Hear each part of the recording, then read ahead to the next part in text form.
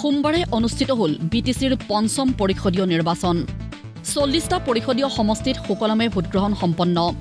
বেলত বাকচত বন্দী হ'ল 315 গৰাকী প্ৰাৰ্থীৰ ভাগ্য 3359টা কেন্দ্ৰত পুৱাৰে পৰা দেখা গ'ল ভোটাৰৰ দীঘলীয়া শাৰী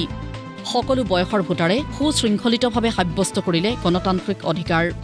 বহু কেইগৰাকী হাই প্ৰফাইল প্ৰাৰ্থীও সাব্যস্ত কৰে ভোটাধিকাৰ তামুলপুৰৰ সিনিয়ৰ সেকেন্ডাৰী স্কুলত ভোটদান কৰে বিটিচিৰ মুখ্য কাৰ্যবাহী তথা ইউপিপিএলৰ মুৰব্বী প্ৰমোদ বৰুৱে আজি 5th জি বিটিচি ইলেকশন পঞ্চমবাৰৰ কাৰণে আমাৰ কাউন্সিল গভৰ্ণমেণ্ট ফৰ্ম হ'বলৈ গৈ আছে ইয়াৰ কাৰণে মই ভোটদান কৰিলোঁ মোৰ পৰিয়ালৰ লগত আৰু এইবাৰ অলপ আৰু আনন্দ পাইছোঁ মোৰ ছোৱালীও প্ৰথমবাৰৰ কাৰণে ভোটদান কৰাৰ কাৰণে বয়স হৈছে ভোটদান কৰিছে এইটো নিৰ্বাচনটো মই ভাবোঁ ওৱান অফ দ্য বেষ্ট নিৰ্বাচন বিটিচিত যিমান হৈছে সৰু সুৰা ঘটনা ক'বাত অলপ হৈছে কিন্তু ইমান মেজৰ নহয় তো সেইকাৰণে আমি সদায় সেইটোৱে চেষ্টা কৰি আছিলোঁ যোৱা এমাহ ধৰি কি সবে কেম্পিং কৰক ভাষণ দিয়ক আৰু ইলেকশ্যন দিনা বা তাৰ আগৰ দিনা খুব টেন্স এটা চিটুৱেশ্যন হয় কিন্তু যোৱাকালিও তেনেকুৱা সৰু সুৰা ঘটনা হৈছে বাট নট ডাঙৰ ঘটনা থেংক গড মই ভগৱানক ধন্যবাদ দিওঁ কোকৰাঝাৰৰ দেৱৰগাঁৱত বিপিএফৰ মুৰব্বী হাগ্ৰামা মহিলাৰীয়ে সপত্নীক ভোটদান কৰে বিটিচিত এইবাৰ বিপিএফে পুনৰ চৰকাৰ গঠন কৰিব বুলি দাবী হাগ্ৰামা মহিলাৰীৰ প্ৰথমতে মই সকলো বিটিচি বাকী ৰাইজ তথা আমাৰ সকলো জাতি জনগোষ্ঠীৰ যিখিনি ভোটাৰ ৰাইজ আছে সকলোকে মই আজিৰ দিনত এই শুভ দিনত মই সকলোকে মই শুভেচ্ছা জনাইছোঁ কেলে মানে আজিৰ দিনটো হ'ল বিটিচিৰ ভৱিষ্যত তো আমি ভাবিছোঁ যে সকলো ৰাইজে বিটিচিৰ ভৱিষ্যতটো চাই পেলাই নিশ্চয় সকলোৱে ভাল চিন্তা কৰি পেলাই ভোট দিব তো বিপিএফ দল হিচাপে আমি নিশ্চিত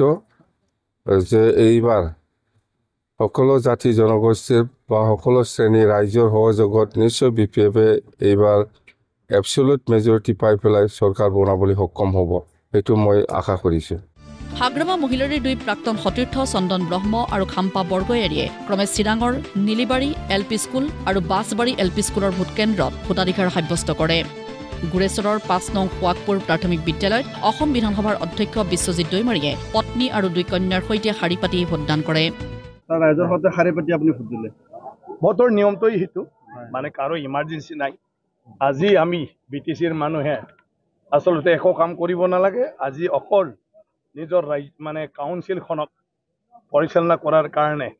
সবে নিজৰ মানে পছন্দৰ পাৰ্টি আৰু প্ৰাৰ্থীৰ হকে সবে ভোটদান দি আছে আৰু অলপ বাদ চাই আছে শেষলৈকে কাৰ মানে কি কয় আপোনাৰ সংখ্যাটো বেছি হয় ভোট দিয়াক লৈও মজা আছে সবে গতিকে আজি আৰু সবৰে একো কাম নাই মোৰো একো কাম নাই আজি অকল ভোট দিয়া